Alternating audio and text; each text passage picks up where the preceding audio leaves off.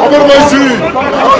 নিষিদ্ধ ছাত্রলীগ যদি আবার নিজেদের অবস্থান সক্রিয় করতে চায়, তাহলে নাম ও নিশান আমরা আবার মুছে দেবো ইনশাআল্লাহ। মোল্লাহাটে মাদ্রাসা ঘাট নামক এলাকায় বৈষম্য বিরোধী ছাত্রদের উপরে একটা হামলার ঘটনা ঘটেছে। শান্তি শৃঙ্খলা বাহিনী সেনাবাহিনী এখানে উপস্থিত, পরিস্থিতি নিয়ন্ত্রণে তারা যথাযথ চেষ্টা করছে।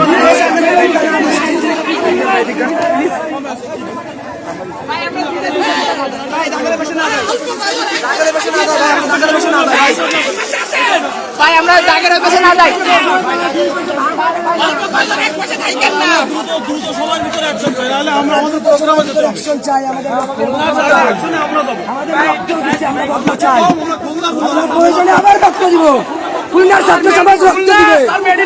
কি হয়েছিল ভাই একটু বলেন তো?